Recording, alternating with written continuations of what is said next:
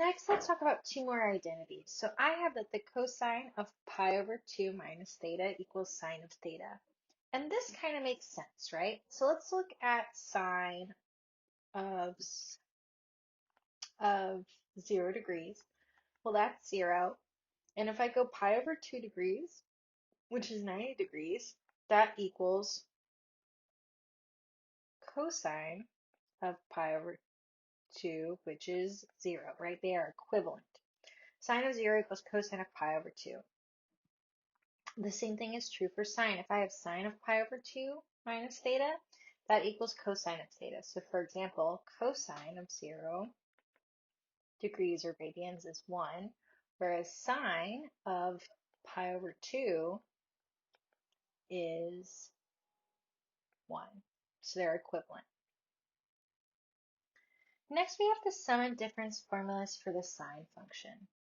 I have sine of alpha plus beta equals sine of alpha cosine beta plus cosine alpha sine beta. So notice that we aren't just having cosines multiplied together and sines multiplied together. Now they are switched. This is different from cosine. Next, if I have sine of alpha minus beta, that's going to equal sine of alpha cosine beta minus cosine alpha sine beta. So those are the sum and difference formulas for the sine function. Let's go ahead and use these to solve a couple problems. If I need to find the exact value of sine of pi over 2, again, like I said, I recommend going through and writing all of your radians in terms of having a denominator of 12. And you'd find that this equals sine of 3 pi over 12, which is pi over 4, minus 2 pi over 12, which is pi over 6. So I have this equals sine of pi over 4 minus pi over 6. And I've got some different formulas. Alpha plus beta. Let's fill these in real quick. And then the difference. So I have that sine of pi over 4 times cosine of pi over 6 minus cosine pi over 4 sine pi over 6. Well, the sine of pi over 4 is square root of 2 over 2. The cosine of pi over 6 is the square root of 3 over 2. And we subtract from that the square root of 2 over 2, which is the cosine of pi over 4. Remember, that's 45 degrees. Sine of pi over 6 is 1/2. So I have the square root of 6 over 4 minus the square root of 2 over 4, which is 1/4 square root of 6 minus the square root of 2. We can also use the sum formula to find an exact value. So I want to find the exact value of the sine of 75 degrees cosine times the cosine of 15 degrees plus the cosine of 75 degrees sine of 15 degrees. So let's look at our two sum and difference formulas for sine. I know it's not going to be a cosine because cosine would have both the cosine on the one side and the sine together. And we're adding, so I know that this is going to equal sine of alpha plus beta, while our alpha is 75 degrees and our beta is 15 degrees. So this gives me sine of 75 degrees plus 15 degrees, which is the sine of 90 degrees. And if you're looking for the sine of 90 degrees on the unit circle, I'm wondering what my y value is at 90 degrees. Our unit circle, that's going to be 1.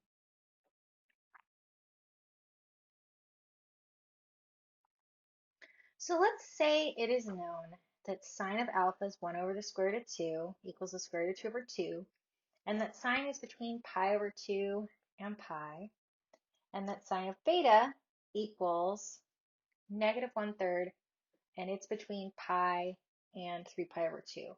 So our alpha is in quadrant 2, and our beta is in quadrant 3.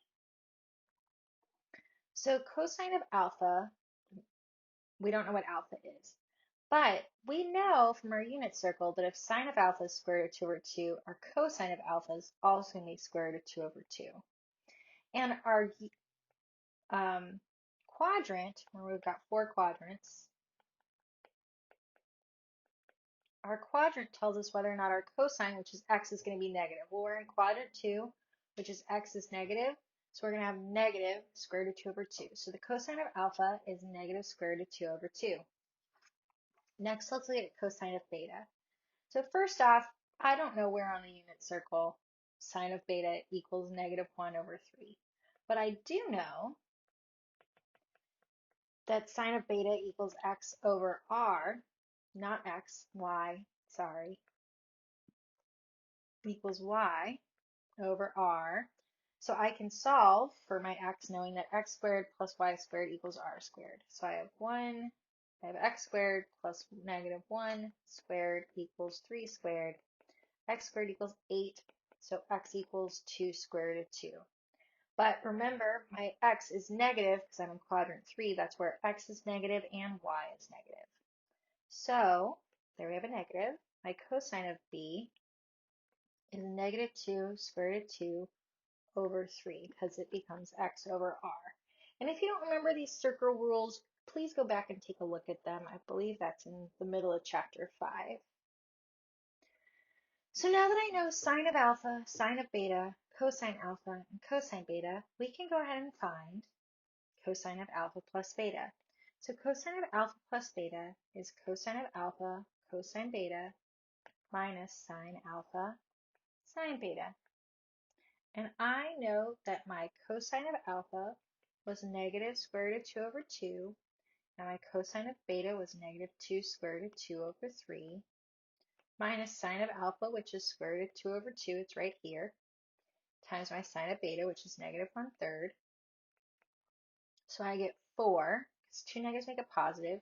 Square root of 2 times the square root of 2 is 2. 2 times 2 is 4. So I get 4/6 plus square root of 2 over 6, which gives me 1/6 times 4 plus the square root of 2. So given our sines, we can find our cosines and then find the sum or difference of any two angles. Let's work through one more example before we break for another video. What's sine of alpha plus beta? Well, that's sine of alpha times cosine beta plus cosine alpha sine beta. So sine of alpha is square root of 2 over 2 times cosine beta, which is negative 2 square root of 2 over 3, plus cosine alpha, which was negative square root of 2 over 2. Remember that negative we got from our quadrant. That's why the quadrant is important. Times sine of beta, which is negative 1/3. So I get 4/6 plus the square root of 2. No, I don't. I was looking at my wrong notes. I get negative 4 because I've got square root of 2 times a negative 2 square root of 2. So I have negative 4 over 6. 2 negatives make a positive, so I get plus square root of 2 over 6. So let's rewrite this as square root of 2 minus 4 over 6, which is 1/6 square root of 2 minus 4.